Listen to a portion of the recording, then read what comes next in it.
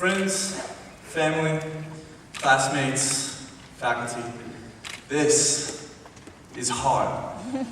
This is hard to stand here in front of you all and attempt to condense 7 of the best years of my life into a nice, bite-sized portion of 5 minutes. 5 days wouldn't be enough time to fully articulate my appreciation and love for the school I've called home for almost half of my life.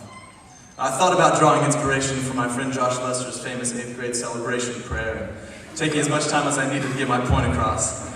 But we have a long way to go till pomp and circumstance, and I want to be rid of this goofy hat about as much as you parents want to be rid of tuition payments.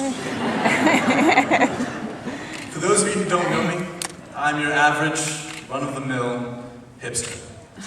I wear thick-trimmed glasses and cardigans, drink tea, make idealistic and pretentious generalizations, and I liked Brentwood Academy before it was cool. I've been telling theater performances at BA since the age of 4, watching, entranced, as my multi-talented cousins sang and danced across the stage.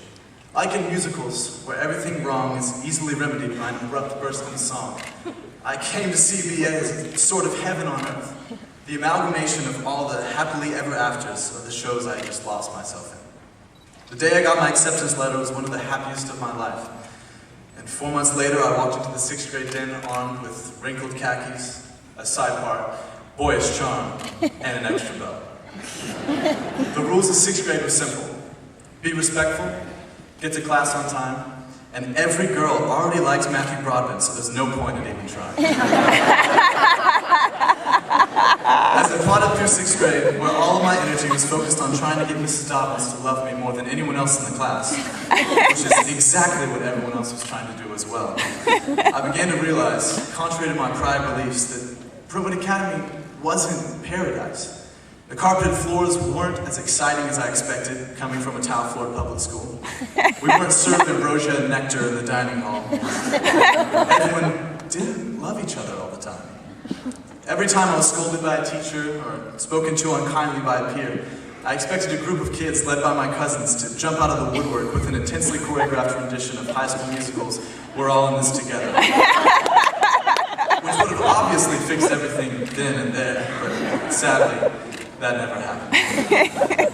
This was disappointing at first, but as I made my way up through the grades and the imperfections became clearer to my maturing eyes, I still couldn't shake the fact that there was something inherently beautiful about our school that set it apart from any community that I'd been a part of before. I couldn't put my finger on it, but I knew I loved it, and that was enough.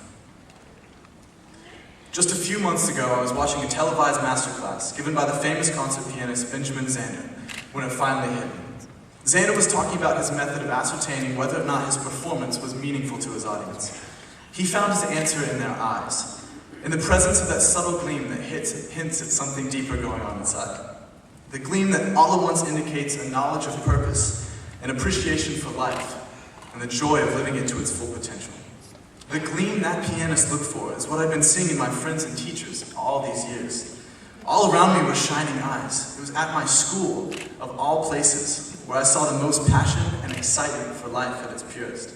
I see the gleam in Garrett Wilson's eyes when he talks about running, and Josh Byers when he proudly affirms his call to the military, and Caroline Green's when she humbly speaks of her burning passion to serve the orphans and the widows of this world, and Margaret Phillips when she gets so excited about a book she's reading that she simply has to tell me about it, and in Will Robertson's every day because that man's eyes never stop shining with joy. I could go on for hours. But once I began to look for it, I was repeatedly inspired by the ability of my classmates to, as Thoreau put it, live deep and suck out all the marrow of life. I can't assure you that everyone in this class is going to be a mover, a shaker, a world changer.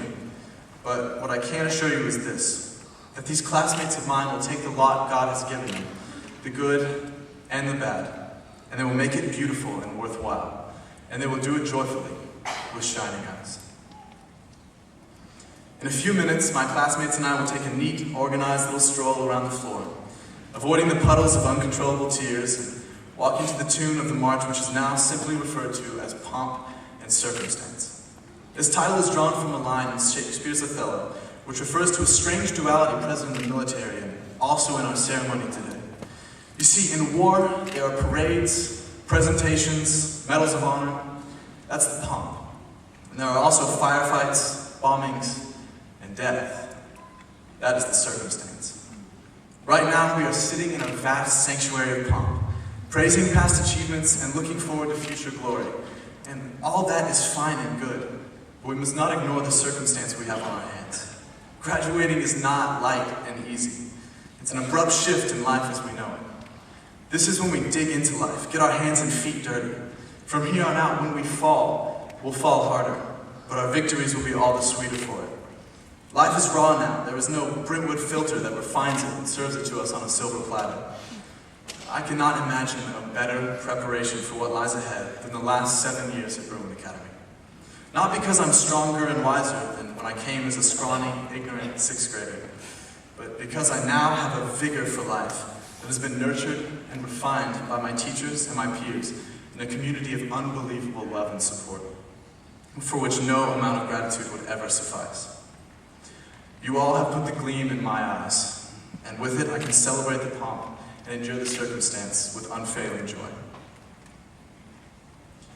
To my classmates, it's been an honor to walk beside you on this journey, and I'm so excited to see where your steps lead after we part at these crossroads.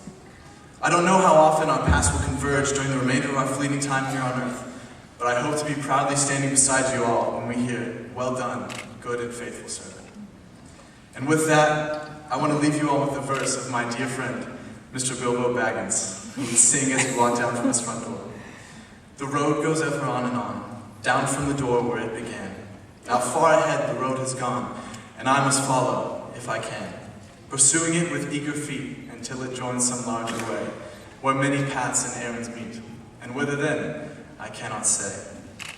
Still round the corner there may wait a new road or a secret gate, and though I oft to pass them by, a day will come at last when I shall take the hidden paths that run, west of the moon, east of the sun." Thank you.